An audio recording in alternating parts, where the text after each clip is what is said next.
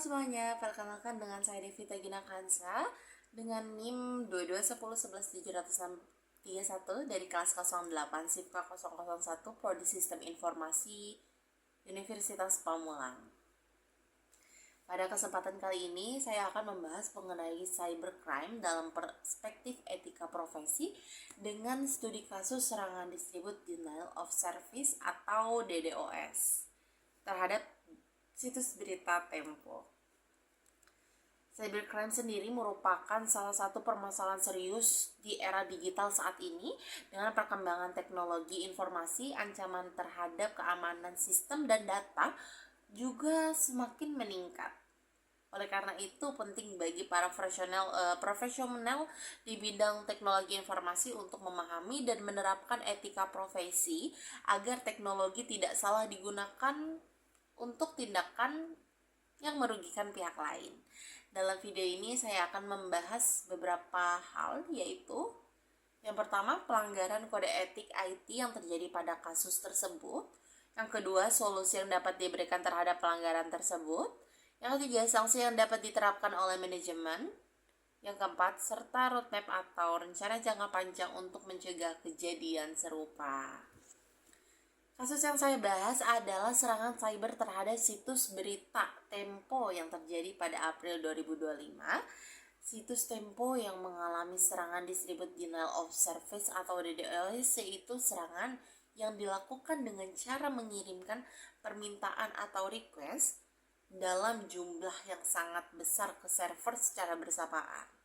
Tujuannya yaitu serangan ini adalah membuat server menjadi overload sehingga tidak mampu melayani permintaan dari pengguna yang sebenarnya. Lalu, dalam kasus ini tercatat lebih dari 478 juta request dalam waktu kurang lebih 2 jam. Bahkan, dalam 3 hari total serangan menjadi sekitar 1,7 miliar request. Serangan tersebut menyebabkan situs Tempo sempat mengalami gangguan sehingga banyak konten yang tidak dapat diakses oleh publik. Serangan ini diduga berasal dari berbagai negara dan dilakukan secara terorganisir dengan memanfaatkan dengan banyak server yang berbeda. Yang menariknya, yaitu waktu terjadinya serangan ini berdekatan dengan publikasi laporan investigasi Tempo mengenai judi online di Kamboja, sehingga muncul dugaan bahwa serangan tersebut berkaitan dengan pemberitaan tersebut. Kasus ini menunjukkan bahwa media digital juga dapat menjadi target serangan cyber yang bertujuan untuk mengganggu akses informasi publik. Jadi ada pelanggaran kode etik IT. Jika dilihat dari perspektif etika profesi IT, serangan DDoS merupakan tindakan yang jelas melanggar kode etik. Salah satu prinsip utama dalam etika profesi IT adalah bahwa teknologi harus digunakan untuk memberikan manfaat, bukan untuk merugikan orang lain. Dalam kasus ini, pelaku menggunakan kemampuan teknologi untuk melakukan serangan terhadap sistem informasi. Beberapa pelanggaran kode etik yang terjadi di antara lain, yang pertama yaitu penyalahgunaan keahlian teknologi. Kemampuan dalam bidang teknologi seharusnya digunakan untuk membangun sistem yang bermanfaat, bukan untuk merusak atau menyerang sistem orang lain. Lalu yang kedua, mengganggu akses publik terhadap sistem informasi. Serangan terhadap sistem berita dapat menghambat masyarakat dalam mendapatkan informasi yang akurat dan terpercaya. Lalu yang ketiga itu melanggar prinsip tanggung jawab profesional. Seorang profesional IT memiliki tanggung jawab untuk menjaga keamanan sistem, bukan justru menciptakan menciptakan ancaman terhadap sistem tersebut. Solusi terhadap pelanggaran. Nah, untuk mengatasi dan mencegah kejadian serupa, ada beberapa solusi yang dapat dilakukan organisasi. Yang pertama, meningkatkan keamanan jaringan organisasi dapat digunakan Teknologi seperti firewall atau sistem anti DDoS dan layanan keamanan jaringan yang mampu menyaring trafik berbahaya. Lalu kedua, yaitu melakukan monitoring secara real time dengan memantau yang terus-menerus oleh pihak IT atau tim IT dapat lebih cepat mendeteksi aktivitas mencurigakan dan bisa segera mengambil tindakan. Lalu yang ketiga adalah bekerja sama dengan penyedia layanan keamanan cyber. Kerjasama ini sangat dapat membantu organisasi mendapatkan perlindungan yang lebih kuat terhadap berbagai jenis serangan cyber. Lalu yang keempat adalah meningkatkan kesadaran dan penerapan etika profesi dalam bidang IT. Hal ini penting agar para profesional teknologi memahami bahwa penggunaan teknologi harus disertai dengan tanggung jawab moral. Lalu ada sanksi dari manajemen.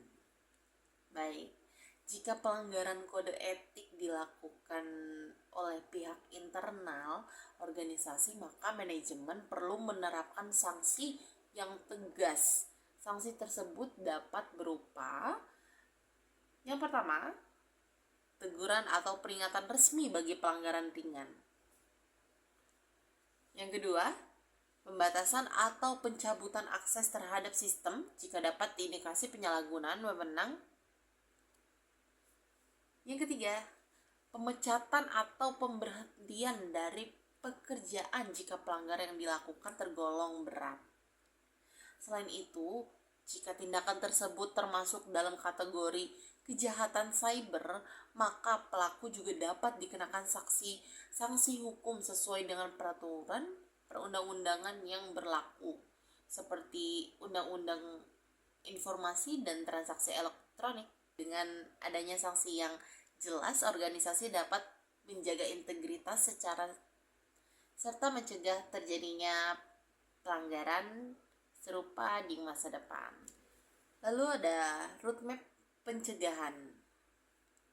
Untuk mencegah serangan cyber di masa depan, organisasi perlu membuat roadmap atau rencana strategis pada tahun pertama. Organisasi dapat melakukan audit keamanan sistem serta memperkuat infrastruktur jaringan dengan teknologi perlindungan terhadap serangan DDoS. Lalu pada tahun kedua, organisasi dapat membangun sistem deteksi serangan yang lebih canggih, termasuk penggunaan sistem monitoring secara otomatis. Lalu tahun ketiga, organisasi dapat meningkatkan kapasitas server serta menerapkan teknologi keamanan berbasis kecerdasan buatan atau AI atau Artificial Intelligence untuk mendeteksi pola serangan cyber. Dengan roadmap yang jelas, organisasi dapat meningkatkan ketahanan sistem terhadap ancaman cybercrime. Nah, sebagai kesimpulan pada kasus di video kali ini, serangan DDoS terhadap situs Tempo menunjukkan bahwa cybercrime dapat memberikan dampak yang serius terhadap organisasi maupun masyarakat.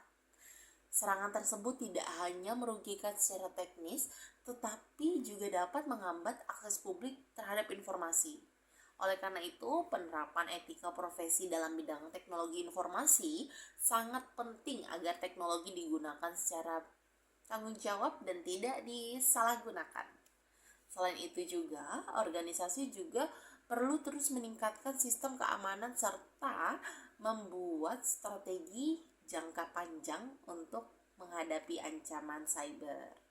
Demikian pemaparan saya mengenai cybercrime dalam perspektif etika profesi. Terima kasih atas perhatiannya. Sampai jumpa.